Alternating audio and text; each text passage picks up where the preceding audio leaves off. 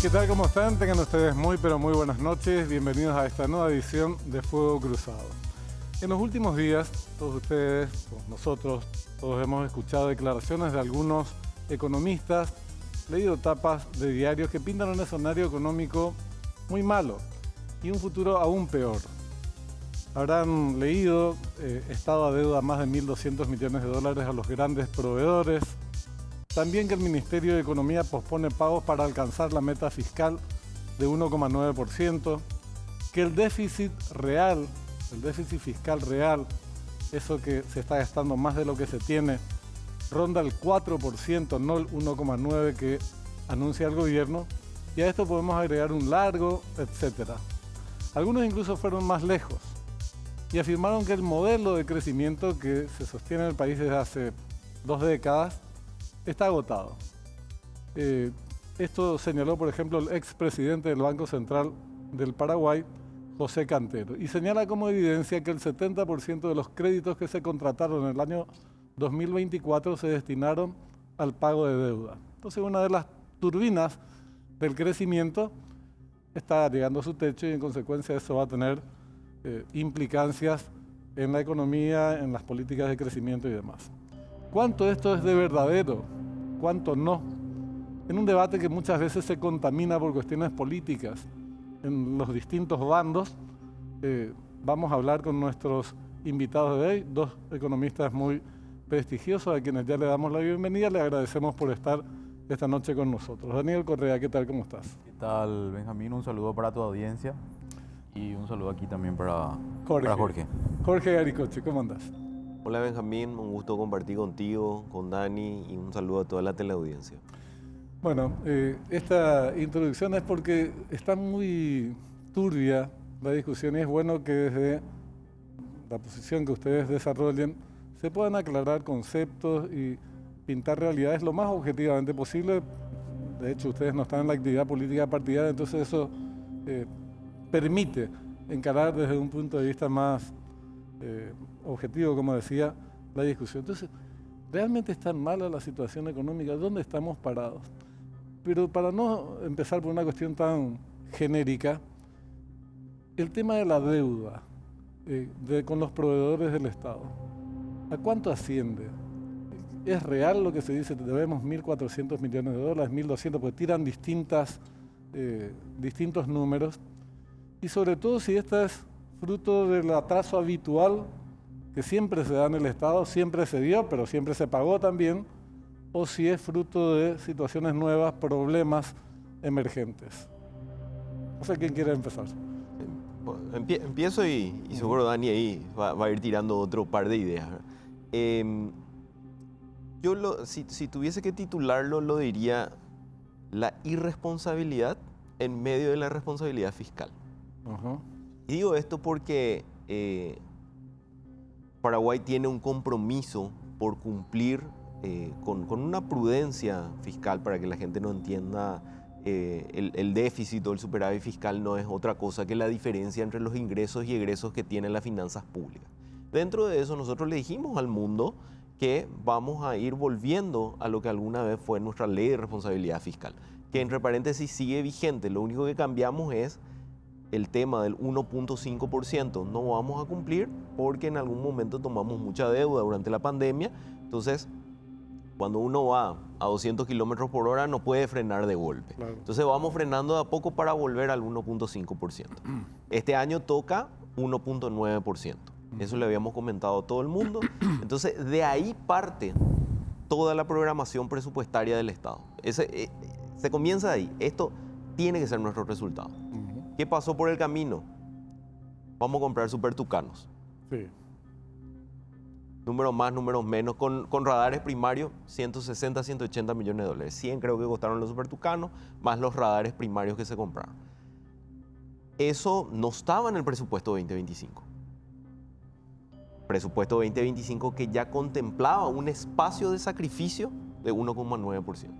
Entonces se metieron los super tucanos. Se usó espacio del Ministerio de Obras, se usó espacio del Ministerio de Urbanismo. Cuando decís espacio, para que la gente que no maneja conceptos económicos, ¿qué significa? Espacio significa, yo ya tenía un límite hasta donde podía llegar. No es que agrego más plata por más de que traigo financiamiento. Hasta ahí puedo llegar. Si mi límite era 100, por más de que traiga plata, eso no va a crecer a 200. Hasta 100 puede ser el resultado. Entonces, ¿qué es lo que pasó? Voy a usar espacio que había sido asignado a otras obras. Pero esas obras no pararon. Entonces, cuando terminaron esas obras o cuando avanzaron, se fueron, llevaron sus facturas y eso de algún modo está ahí girando, que todavía no se obligó, un par de tecnicismos. Para hacerlo de manera práctica, todavía no se contabilizó eso, por lo tanto, esa deuda, ese atraso no existe. Sin embargo, el proveedor ya facturó, tiene que pagar sus cuentas, el banco ya le está exigiendo y él dice, yo ya terminé, yo ya entregué mi producto, yo ya hice el hecho económico y ese hecho económico no fue registrado. Y hay una serie de discusiones muy técnicas, pero muy interesantes que vale la pena comenzar a poner sobre la mesa. El Estado dice, yo hago toda mi contabilidad en función a lo que dicen los manuales. Y en realidad hay un área medio gris dentro de lo que es la contabilidad pública del Paraguay. El Paraguay se rige por una ley propia, el sistema de contabilidad, el famoso SICO, que tiene principios de lo que es la contabilidad del Fondo Monetario Internacional. Pero el Fondo Monetario Internacional es súper claro, te dice cuando sucede el hecho económico. Y el hecho económico, a mi entender, que no soy contador, es si yo te entregué una obra y vos la reseccionaste, otra cosa es que yo diga, che, está mal esa ruta, pero si yo reseccioné, ahí se consolida la deuda. Se genera un hecho económico y ese hecho económico tiene que ser registrado inmediatamente. Bueno, eso no está sucediendo ahora dentro del sistema de contabilidad del Paraguay. Porque el hecho económico sucede, tenés que meter tu factura, tengo que revisar, tengo que dar un par de vueltas y después recién pasa a la tesorería y ahí se registra. Entiendo. Daniel. El Estado es un mal pagador, pero un pagador seguro. Eso pasa desde que tenemos uso de razón. Sí. Primer lugar. Segundo lugar, coincido en el tema de la irresponsabilidad, pero yo llamaría un problema de coordinación de prioridades. ¿A qué voy? El presupuesto público es el instrumento, en teoría y entre comillas, más importante. El presupuesto ya establecía cuáles iban a ser las reglas y las prioridades y los ítems que íbamos a pagar, digamos, durante el año. Bien dijo Jorge, se incorporaron algunas cuestiones que no estaban dentro de las prioridades, entre comillas, que generaron un problema de flujo de caja. Y ese problema de flujo de caja se acentuó por otras cuestiones que ya no son cuestiones coyunturales como eran los supertucanos o algún programa adicional que se incorporó, sino que tienen que ver con cuestiones que hoy están pasando dentro del presupuesto y que para mí es la cuestión más importante, que tiene que ver con el gran nivel de rigidez que tiene el presupuesto público y que ese nivel de rigidez crece a una tasa superior o muy similar a la que crece los ingresos. Y después está el gran déficit de caja fiscal. Y esa caja fiscal es flujo de caja, o sea, es efectivo que tiene que salir. Entonces, todo lo que pueda hacer, la DENI con su mejor recaudación, etcétera, etcétera, se termina yendo a estos fondos. Primero, para pagar a una masa de presupuesto, digamos, de servicios personales, compra, digamos, de bienes y servicios que tiene que generar el Estado, etcétera, etcétera, o sea, luz, agua, etcétera, que crece a una tasa importante. Y por otro lado está el déficit de caja fiscal, que también es, digamos, efectivo. Entonces no va a quedar luego ya no quedaba luego antes, ¿verdad? Entonces, es lógico que se generen nomás luego esos retrasos. Lo que pasa es que en este caso ya veníamos con un retraso importante, ya se habían generado financiamiento para cubrir eso, que no fue suficiente, y ahora tenemos una bola de nieve que, como decía bien Jorge, la irresponsabilidad dentro de la responsabilidad tiene que ser asumida, ¿verdad? Entonces, a ver, más allá de los tecnicismos, ¿verdad? Y yo acá voy a ser quizá un poco duro con algunos colegas también que a veces, y vi un planteamiento justamente de los manuales del fondo. En realidad y creo conocer un poquito de este tema por haber estado en ese proceso de construcción de esos manuales también. Acá hay una parte de la película que no se cuenta, que es muy importante dentro de las finanzas públicas, que es el famoso compromiso, ¿verdad? ¿Qué es lo que significa esto? Nosotros cuando generamos una orden de compra de algo, de un bien, nosotros estamos generando ya ese compromiso y ese compromiso tiene que estar dentro del presupuesto. Después viene todo el tema de te entregué la obra y te facturé y entonces ya tiene que estar devengado, pero en realidad lo que yo registro es lo que yo te pagué. Entonces mientras yo no tenga eso no existe, ¿verdad? Un poco por ahí está la cuestión. Sí. ¿Qué es lo que es la deuda, verdad?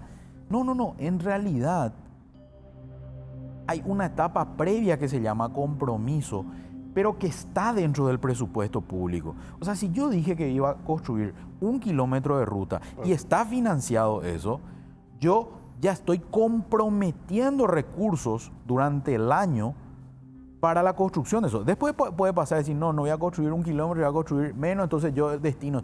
Pero está ese compromiso que cuando yo genere eso, tiene que estar su financiamiento y tiene que estar el recurso. Claro. Entonces, aquí está, acá hay un problema también de cómo estamos priorizando los temas. Pero hay dos cuestiones que yo les quiero señalar. Bueno, uno es un comentario. Cierto, el Estado es mal pagador, pero nadie pierde con su condición de mal pagador. O alguien sí, y es preciso. Las empresas contratistas saben que el Estado se demora en pagar. Entonces ya están sus costos también. No es que porque el Estado se atrasa 2, 3 o 4 meses, esas empresas pierden porque tienen que negociar con el banco. No, en su contrato ya está previsto.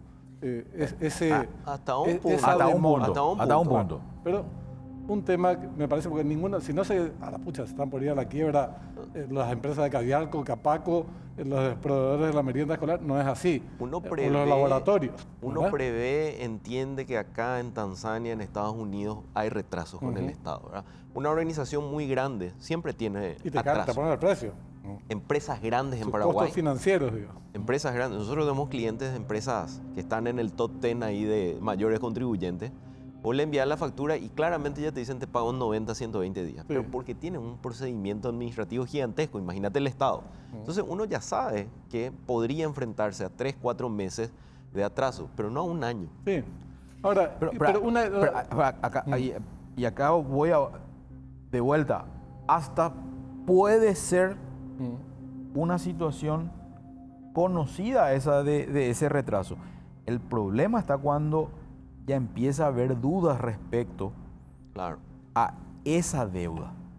Entonces, la discusión esa de que si efectivamente yo ya te entregué la factura y todavía no se generó la deuda, esa me parece que es una discusión. Y después está el tema de los intereses, que también están estipulados en las cuestiones, digamos, del pliego de base y condiciones y en los contratos de provisión de servicios y bienes, que también está siendo discutida. Entonces, creo que esa cuestión, que no tiene que ver un poco con el proceso que estamos hablando, es lo que a veces genera una situación.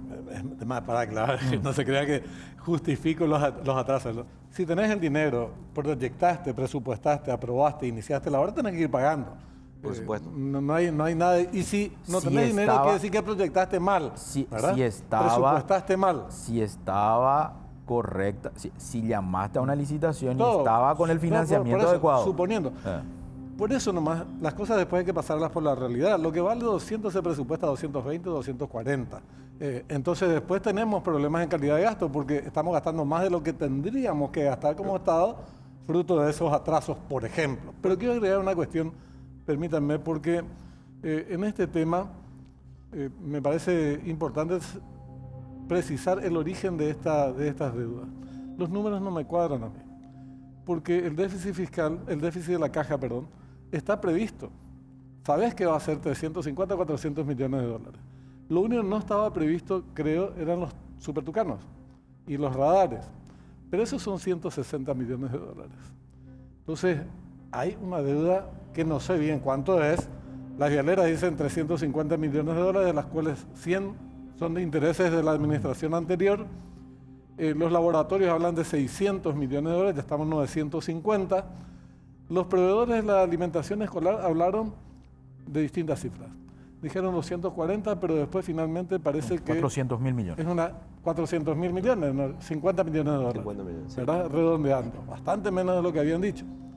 Entonces son 1.000 millones de dólares más o menos en términos redondos. Lo de los supertucanos era 160. Entonces, ¿por qué esa diferencia? ¿De dónde sale la diferencia? Tiene Salvo que ver que no tengan la precisa, no nos den la precisa empresas constructoras y laboratorios. Puede ser algo de eso, pero también tiene que ver con lo que decía Daniel, con el compromiso que yo voy generando. O sea, a nosotros nos consta porque colaboramos con gremios de la construcción y le dijimos que para tener un discurso serio, vamos a revisar todos los contratos que tenemos para el 2026, todos los compromisos que tenemos, uno a uno, así un montón de papeles. 1.000 millones, para poner un número redondo, 1.000 millones de dólares tienen que entregar las constructoras al Estado paraguayo. O sea, eso está firmado contractualmente, ya sea por un gobierno anterior o por el gobierno actual. El Estado paraguayo firmó de que la bioceánica se tiene que entregar tantos kilómetros, de que la ruta 12 se tiene que entregar tanto, de que el puente tal, hay 1.000 millones más o menos que tiene compromiso el MOPC de recibir el otro año y las constructoras de entregar. ¿Sabe cuánto es el presupuesto? 500. Claro.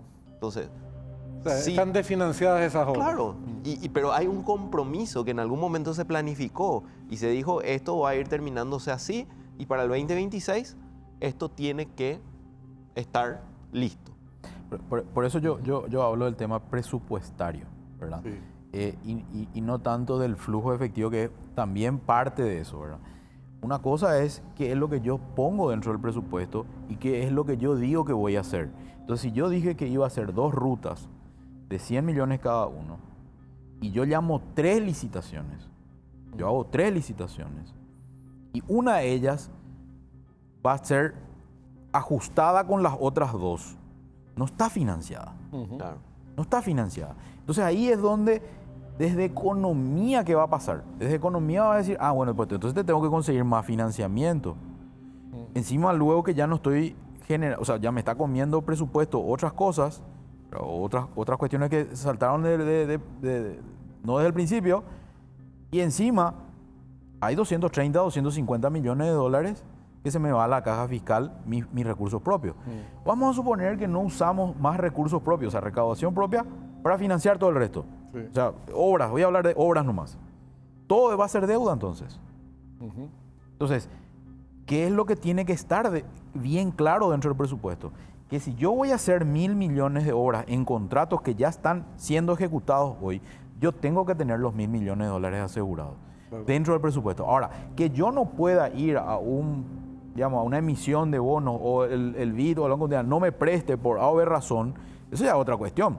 Pero yo tengo que tener, dentro del presupuesto eso. Ahora, si no está dentro del presupuesto, ahí sí hay un problema mucho más serio. Pero no tenemos problema para acceder a crédito nosotros, hasta ahora, por No, ejemplo. Después ya, podemos ver el tema que plantea Cantero. Claro, no pasa por ahí, ¿verdad? No pasa por una cuestión de si somos o no, sujetos de crédito. El problema es que no podemos estar, si me vienen, dicen, no, quiero hacer más ruta y tengo que hacer más obras y demás, que cosa que es cierto que tenemos que hacer, Claro. pero que nos financiemos, de manera desordenada nomás. Claro, a eso me refiero, a eso voy, ¿verdad? Bueno, pero entonces, ¿se puede estimar cuál es la deuda real? Antes de eso, estos son 3 grandes contratistas, grandes proveedores, 3 sectores. Pero debajo de eso tenés una multitud de proveedores del Estado, que son pequeñas y medianas empresas. Estas grandes figuran entre el selecto grupo que más ganancias tienen el año. No sé cuál es la realidad de los que están por debajo, medianas y pequeñas empresas. Supongo que si sufrieran impagos de varios meses se van al tacho, ¿verdad? Y sus niveles de lucro no, desde luego son muy distintos a las anteriores. Sus espaldas son más chicas.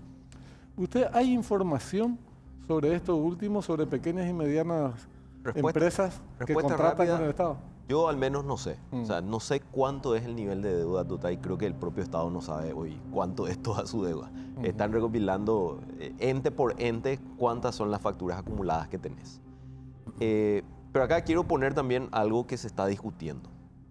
Las constructoras dicen 330, las farmacéuticas dicen como 600.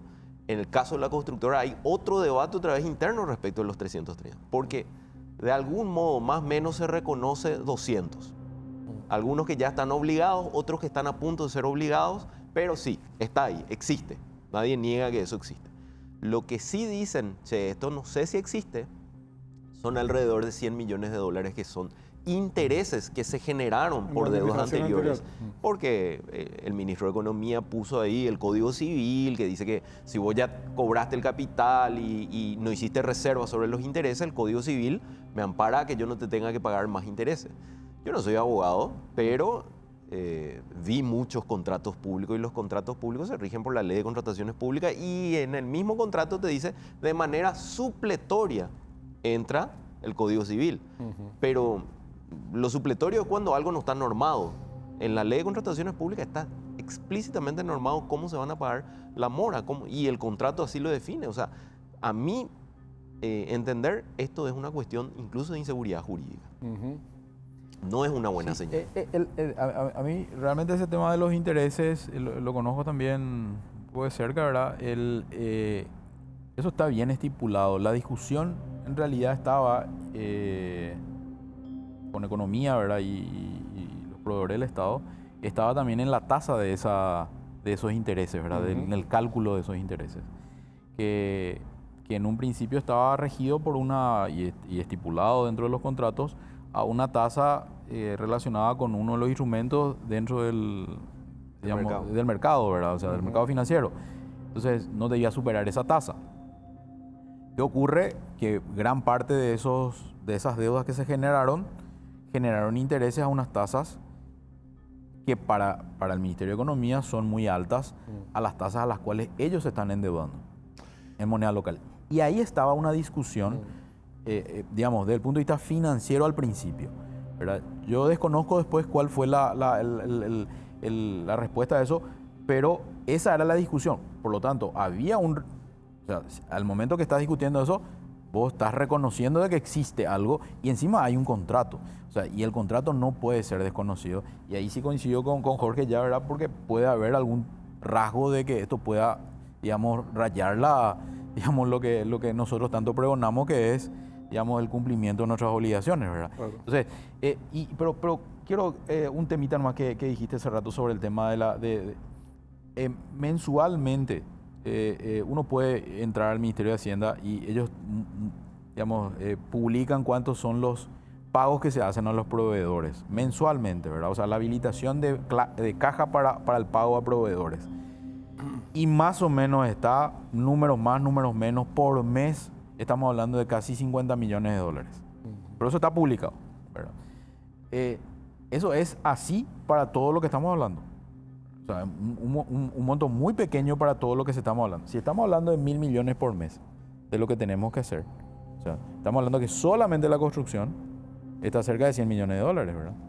Entonces, y después está las farmacéuticas también que requieren, digamos, tanto menos que eso, pero también un volumen importante. Entonces, a ver, el Estado, por eso decía yo, el Estado es un mal pagador, un pagador seguro, pero es el comprador más grande que hay en la economía.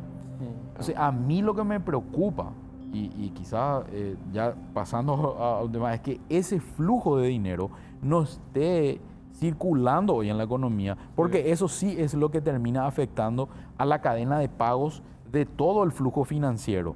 No solamente para las empresas, sino también para las entidades financieras que después le tienen que dar línea para poder seguir operando. Claro, por eso. Las vialeras hablan de más o menos un presupuesto que deberían cobrar por parte del Estado en obras de 50 millones de dólares mes. Cobran 35, 30, varía más o menos en ese concepto y se va acumulando la deuda. Y sería ahora más o menos 200 y pico de millones de dólares, más esos intereses que están en discusión. El tema es cómo cuantificar en el caso de las medianas y pequeñas empresas, que no sé cómo ¿Cuánto representa? Si así tenemos más, un monto aproximado de $1.000 millones, ¿cuánto sería en el caso de estas medianas y pequeñas empresas? Para ir mencionando más estos impactos. Muchas veces uno mira de que estos proveedores son grandes empresas, pero en realidad hay toda una cadena detrás. O sea, vos tenés grandes empresas que incluso hoy están tratando de internacionalizarse y ahí también hay una cuestión. Porque me tocó trabajar con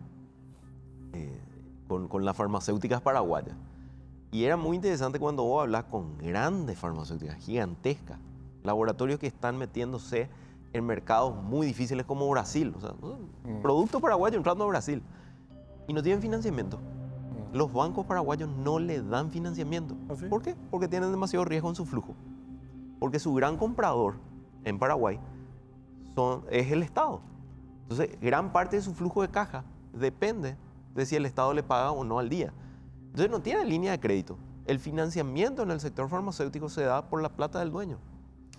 Vamos a ver, porque no es el caso de las hieleras, que tienen también un nivel de deuda muy grande, sin embargo descuentan sus documentos en los bancos. Pero la las diferencia, hieleras, obviamente, empresas para enormes, ¿verdad? Que hoy tienen hasta edificios propios, no se financian a tasa corporativa. Se financian a casi a una tasa comercial de cualquier comercio que existe en el país. No se financian al 9-10%.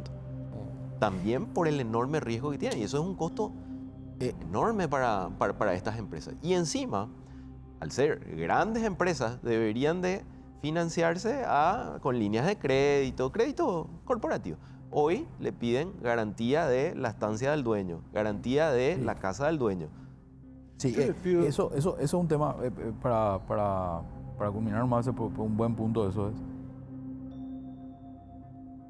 El sistema financiero también hoy va a ser afectado por esta situación. Porque también hoy, en un escenario donde las tasas de interés para préstamos están altas y estamos ante limitaciones para poder prestar, porque yo desconozco el flujo financiero de estas empresas o están en riesgo estos flujos, pueden haber situaciones más graves en el futuro si no se resuelve a corto plazo. Bueno, vamos a seguir con este tema desde luego, pero pasar ya, si les parece, al tema del déficit fiscal. ¿Qué significa alcanzar o no alcanzar esa meta? ¿Es una tragedia superar el 1.9, no llegar a bajar al 1.9? ¿Qué implicancias tiene si las tuviere? Y más o menos cuánto estiman ustedes que sería el déficit, para pasar acto seguido a esta discusión que propone, o no sé si propone, pero señala Cantero como una definición, expresidente del Banco Central, señalando que el modelo económico está caduco. Palabras más, palabras menos, ¿verdad? Caducó el modelo tal como lo conocimos en los últimos 20 años. Y cerrar con la idea de cuál es la situación, dónde estamos parados de vuelta. ¿Cuál es la situación? ¿Es tan preocupante? ¿No es tan preocupante? ¿Se puede calafatear el barco? ¿Hay que cambiar la nave? En fin. Pero hacemos la pausa un ratito y ya volvemos. Les comento lo siguiente. Cuando el mes se hace largo, puedes adelantar efectivo de tus tarjetas de crédito directamente desde la app de Vasa. Recibirás el dinero en tu cuenta sin moverte, fácil y rápido. Con tus tarjetas de crédito Vasa, usas lo que necesitas hoy y lo pagas después en cuotas sin interés. Así de simple. Vasa a tu lado en cada logro. Breve pausa.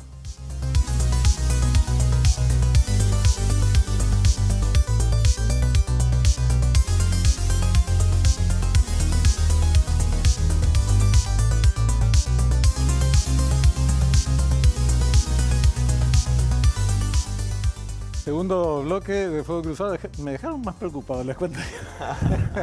Porque yo veo problemas, pero la discusión es sobre la magnitud de esos problemas.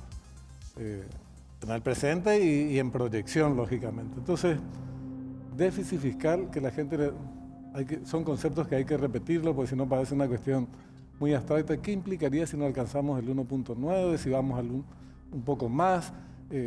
¿Existe esa bicicleta financiera para cumplir con esa obligación y se pospone el pago de deudas para ese fin, como dicen algunos? ¿Cómo es el tema? Yo creo que va a ir por ahí.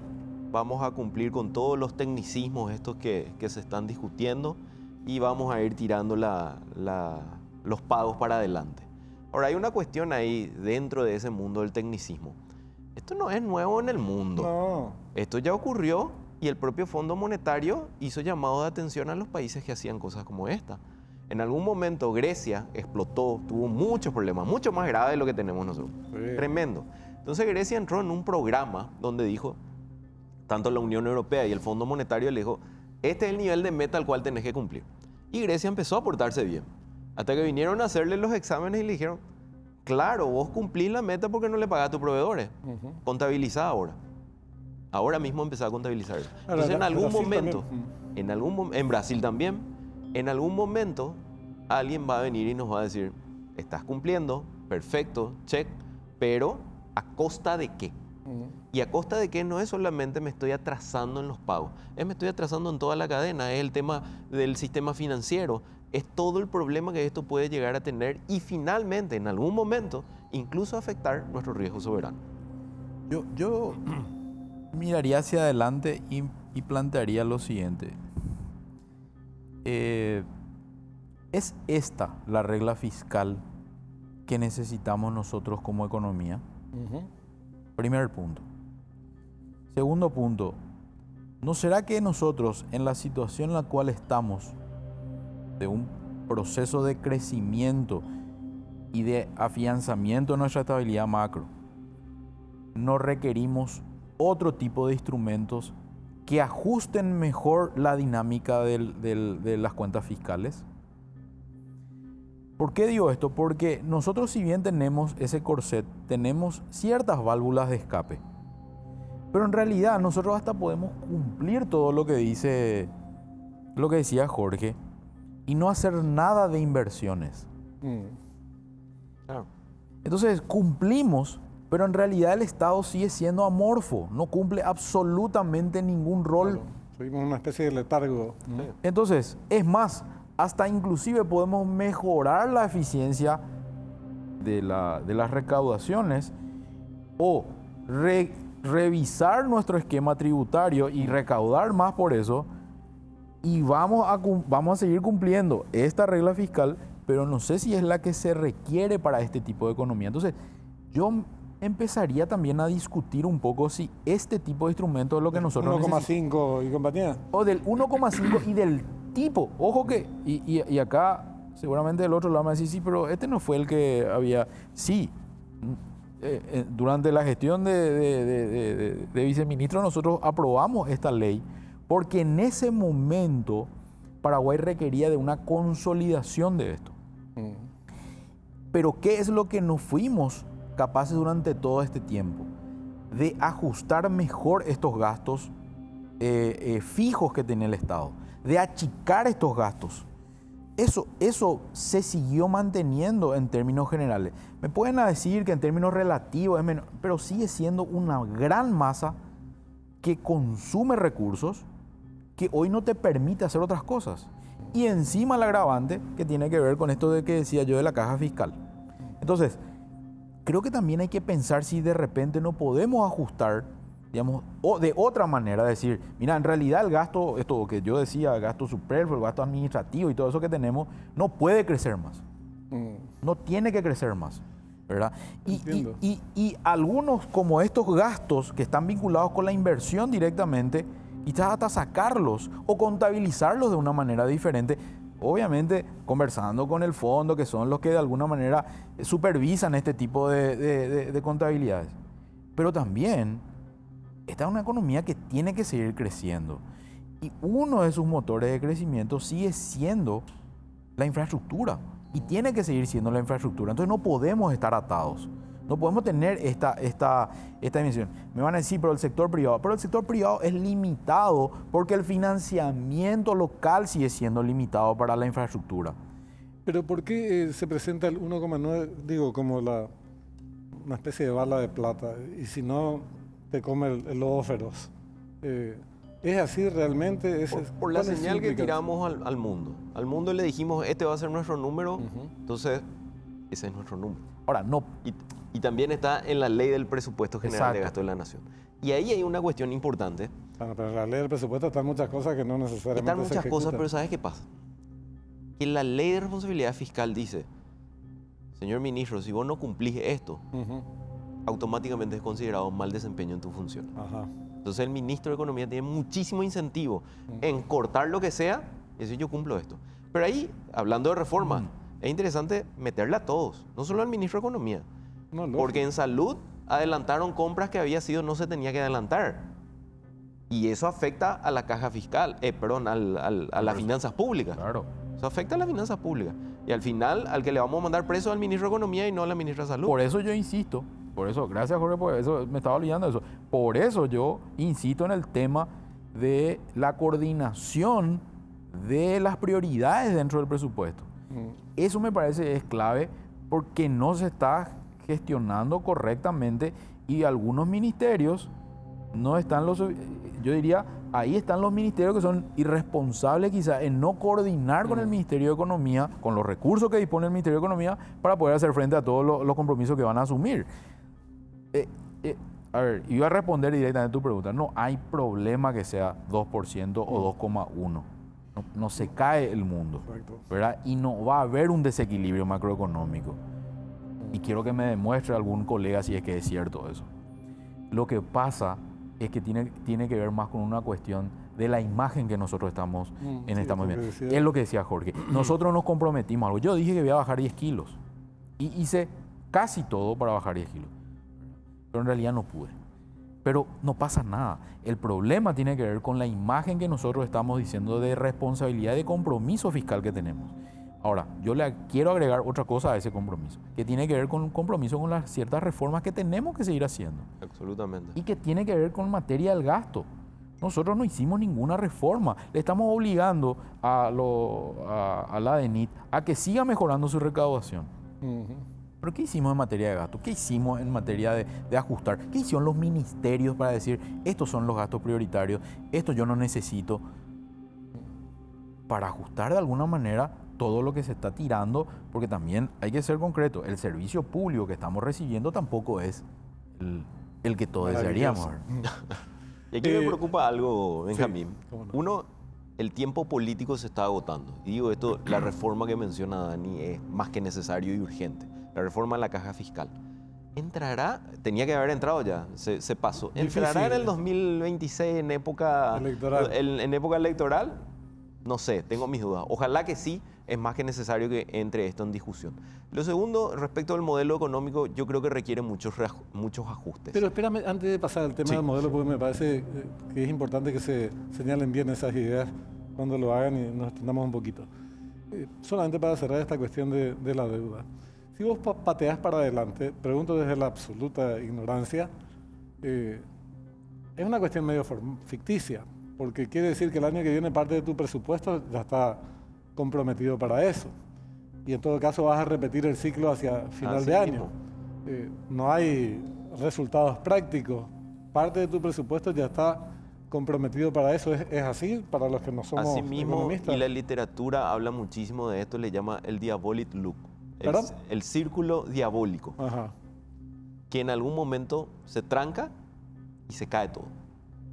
A medida que vaya aumentando ese volumen de deuda. Y ahí explota tu sistema, no solamente de proveedores, sino toda la cadena que va detrás y termina afectando a tu sistema financiero y el sistema financiero termina golpeando incluso a tu credibilidad, que es tu riesgo soberano. Ahora y ya no te endeudas al 6%, te endeudas a N%, ¿verdad? Le pasó a muchísimos países. Todos los organismos internacionales, nacionales, economistas a nivel personal, particular, condición de profesionales del área, comparten que el año que viene va a ser un año ordenado, tranquilo, crecimiento del 4 o 5%.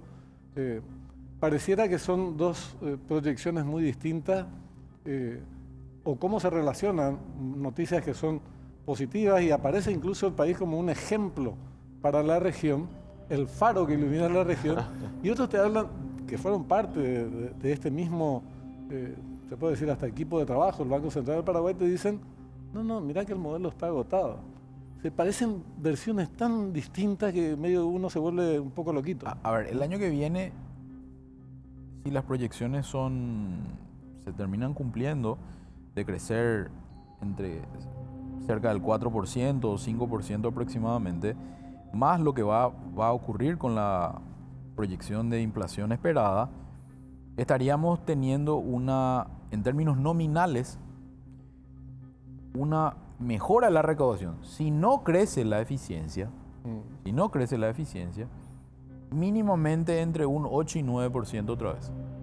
Solamente con esa situación. Entonces, si hay una pequeña mejora en la eficiencia que digamos, puede darse por aplicación de mayor tecnología o de control, etc., más o menos puede haber otra vez una mejora en la recaudación del 10%. ¿Eso es descontando la inflación? Con inflación. Contemplando la inflación. Contemplando la inflación. Pero por eso quiero que me siga olvídate de la inflación, porque eso también le afecta a costos, ¿verdad? Entonces, si estamos más o menos en una recaudación nominal, o sea, crecimiento nominal del 10%, con la recaudación que hoy se tiene, estaríamos hablando otra vez que casi podrías estar generando aproximadamente entre 400 y 500 millones de dólares más el año que viene. Un punto porcentual del PIB. Con inflación. Estamos hablando que igual, pero a lo que voy es que también ese tipo de situaciones ocurren en la economía, porque nosotros estamos mirando solamente por el lado del gasto. Entonces, si miramos por el lado del ingreso también, tenemos que ver cómo eso se va a compensar finalmente y cómo puedo, además de ajustar algunos gastos o demorar algunos gastos que tengan que ver más bien con estos gastos superfluos que yo estaba mencionando, es decir, bueno, me va a sobrar alguito más para ir achicando aún más esta deuda. O sea, sobre todo, recaudación tiene que ver más con gastos que están vinculados con el tema de salud o con el tema de educación, por ejemplo, o con lo que puede ser con el programa de Hambre Cero, que también tiene, digamos, una pequeña deuda. Entonces, creo que también por ahí viene un poco la tranquilidad de que no vemos que pueda ser un escenario, digamos, entre comillas, catastrófico para las cuentas fiscales. Ahora sí van a haber bastante heridos y afectados, seguramente en empresas que no van a tener, digamos, el pago de sus deudas o de su compromiso, seguramente también con entidades financieras que van a tener o con sus mismos proveedores que van a tener que, me van a tener que aguantar un poco más. ¿Por qué? Porque el Estado no me está pagando, ¿verdad? Okay. Y ahí es, por eso insisto yo, ahí es donde la cadena de pagos para mí es relevante, porque eso termina afectando finalmente también el crecimiento futuro. Yo necesito, hablo en términos individuales, pero creo que todo el mundo necesita saber cómo está el barco. Necesita calafatearse porque está entrando agua. Se está hundiendo, como dicen algunos, y hay que cambiar de nave, o en realidad, como dicen otros, no, viento en popa a toda vela. Yo te diría, pueden haber otros escenarios además de estos tres, ¿verdad? Obviamente. Viento en popa, pero cuidado hacia dónde vamos. Porque decías vos, che, somos el modelo, todo el mundo nos mira. A España también le miraban a principios de los 2000, todo. Es más, los paraguayos que tenían muchas dificultades, ¿a dónde fueron? A España fueron, porque España era la economía emergente en Europa. Pues se pegó. Porque independientemente de lo que decía Dani, la contabilidad de cómo metamos nuestro déficit fiscal y demás, los compromisos financieros que tengamos, en algún momento hay que pagar. No importa cómo lo contabilicemos, si es el obligado, el manual del fondo, si va abajo, 2%, 3%, en algún momento se paga. Entonces, ¿qué es lo que estamos haciendo? Estamos tomando muchísimos compromisos rígidos. Adultos mayores volvió a crecer. Son 410 millones de dólares que hay que pagar el otro año. Tenemos la caja fiscal, cada vez va creciendo más. Entonces, me gusta compartirlo de esta manera para que la gente que nos está viendo entienda. 10.000 millones de dólares más o menos es el presupuesto de la administración central. ¿Qué nos tiene que interesar? 10 pedazos de la torta. Un pedazo se va con la caja fiscal y con los subsidios. 2 pedazos más, ya son 3 pedazos, se va con el pago de servicios de la deuda que tenemos que hacer el otro año. 5 pedazos más se va con el pago de salarios a funcionarios públicos. 8 pedazos ya tenés. Todavía no hablamos de viático, todavía no hablamos de gastos reservados, todavía no hablamos de infraestructura. Entonces, el crecimiento, el gasto que hoy estamos teniendo son gastos rígidos que nos permite vivir hoy, y que está bien, tenemos que ayudarle a las personas de la tercera edad a vivir dignamente, está perfecto, pero nuestra inversión intertemporal está muy comprometida. Entonces, hoy vivimos, pero mañana vaya a saber con qué nos podemos estrechar. Este tema del 70% de la deuda que contratamos se va a repago de deudas Es así y es un porcentaje muy alto porque son una cifra grande para quienes no estamos muy compenetrados con el tema económico. Si decís, pucha, me endeudo, pero 70 va otra vez a deuda, a pagar deuda. ¿Este es un mecanismo sostenible en el tiempo o evidencia que se pinchó una goma, por lo menos una de las 4 cubiertas del auto? No, a ver, en países donde se hace un manejo y con deudas mucho mayores, es normal encontrar esta bicicleteada de la deuda, para decirlo de alguna forma, ¿verdad? Ahora, pero hablo de la deuda pública. Yo hablo de la deuda pública, exactamente. Sí. Es normal que el Estado haga este tipo de, digamos, de bicicleteada. Ahora, lo que preocuparía es que esa deuda hoy está 100% vinculada a inversión. La preocupación es si esa deuda no fuese por inversión. ¿Qué significa eso? Que si yo me estoy endeudando para construir una ruta, una infraestructura y demás, eso debiera generarme crecimiento futuro que va a repagar la deuda. Ahora, si yo me estoy endeudando para pagar gastos corrientes y después tengo que sacar otra deuda para pagar esa deuda o para, digamos, administrar esa deuda, decir, no, yo ahora encuentro que es más barata más barata la tasa de interés, entonces voy a comprar esa deuda cara y voy a tener una deuda más barata, porque eso también se hace, ¿verdad? Claro. Y eso es un manejo, digamos, profesional de la deuda. Ahora, ¿qué efectos tiene desde el punto de vista de crecimiento? Es una cosa, y cuál es el efecto que tiene desde el punto de vista fiscal es otra cosa. Desde el punto de vista fiscal es correcto, nos están endeudando a lo mejor a más largo plazo, a más barato, ¿verdad? Esto es correcto. Ahora, el problema es si no nos estamos endeudando para seguir creciendo y que ese crecimiento me retroalimente mi economía y me pueda generar más recaudación, etcétera, etcétera. Esa es la cuestión. Pero no es un porcentaje muy alto, te insisto, porque si te queda solamente 30% para otras cosas, sí, quiere decir que tu techo en materia de lo que dice Cantero, quiero saber hasta dónde llega el grado de veracidad de su afirmación. Esta fue una de las turbinas de crecimiento. Entonces, pero el margen de inversión local era mucho mayor del que se dispone ahora. ¿Estamos llegando a ese techo? ¿No estamos llegando a ese techo? ¿Es un elemento que debe generar inquietud o no? Yo creo que tenemos que separar un poco las aguas. Hace rato hablábamos del barco que va viento en popa. Con el tema del barco. El barco hoy se está moviendo no solo por el Estado. El sector privado está respondiendo y hoy tiene nuevos motores. O sea, imagínate que hoy empezamos a hablar de parques industriales porque hay industrias. Probablemente hace 5 años atrás esta discusión ni por si acaso íbamos a tener y íbamos a estar hablando de si iba a llover o no iba a llover para ver la economía del 2026. Exacto. Entonces, hoy tenemos algunos motores que están empujando a la economía, que están apareciendo a pesar de estos problemas que tenemos y que probablemente van a seguir apareciendo, porque también lo que pasa es que hoy nuestro gran motor de crecimiento es Brasil. ¿Por qué Brasil? Y porque Brasil está tratando de insertarse en el mundo y necesita competitividad y Paraguay le ofrece esa competitividad. Entonces, a pesar de los miles de problemas que tenemos, con las industrias maquiladoras y con la industria maquiladora está siendo un gran motor de crecimiento. El sector primario también lo fue increíblemente, aunque no fue el mejor año de la soja, tampoco fue el peor, pero no fue su mejor año. Increíblemente aparecieron otras cosas. El arroz explotó este año. La carne guardando sus diferencias también, ¿verdad? Por supuesto. En el 2012-2013 salió un informe, yo no recuerdo qué banco exactamente fue, pero recuerdo perfectamente el informe que decía que después del boom de los commodities, ¿verdad?, los países se encontraron con una nueva realidad, que tenían que crecer en función a su productividad y ya no por ese buen momento que les generaba, digamos, los precios internacionales.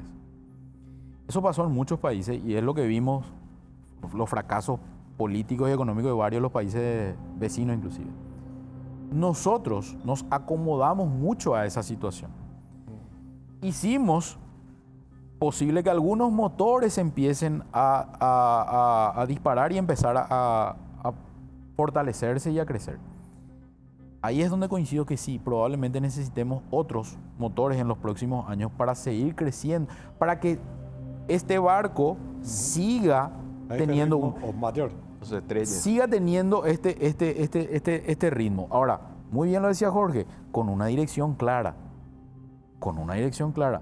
Porque lo que tenemos que definir si queremos seguir creciendo de la misma manera que estamos creciendo hoy. Pero vos también compartís que el barco está navegando a mí- la velocidad esperada. Me gustaría una velocidad mayor. Ujú. Yo soy de los que cree que por ahí podemos tener una velocidad mayor. Pero esto viene ya porque cuando se pudieron haber hecho ciertas reformas, creo que hace un par de años teníamos el espacio para hacer las reformas, no se hicieron, vamos a seguir esperando seguramente un par de años más, ¿verdad? Les agradezco muchísimo. Se nos terminó el tiempo. Vamos a avanzar en otros espacios y en este mismo, en otras oportunidades, sobre cómo evitar que vaya en curso equivocado, que se desvíe el barco hacia un curso equivocado y terminemos a la española, por ejemplo, que sería... Me preocupó ese ejemplo que pusiste. Pero, bueno, está bien, en economía hay que manejar todos los posibles escenarios. Me parece que el diagnóstico de escenarios hay problemas, hay situaciones que hay que abordar, pero la nave no corre riesgo en este momento. Me parece que eso es... ambos comparten, y después ver cuáles deben ser los temas que deben ser abordados, debatidos con antelación y abordados de manera urgente por parte de la administración pública. Pero lo haremos en otro momento, así es que muchísimas gracias. Con muchísimo Gracias. gusto. Muchas gracias. Nosotros cerramos, pero antes, otra recomendación del Banco Basa. Llegó la nueva tarjeta B de Basa para disfrutar de lo que más te gusta. Más bares, más bienestar, más tiendas, más viajes, más beneficios y más experiencias. Y atendé, si la pedís este año, la cuota anual queda exonerada de por vida. Descarga hoy mismo tu nueva tarjeta B desde la app de Basa o llama al 021-618-7070. Basa, a tu lado en cada logro. Muchísimas gracias por habernos acompañado estos minutos. Nos reencontraremos el próximo domingo, como siempre, a las 21 horas. Hasta entonces.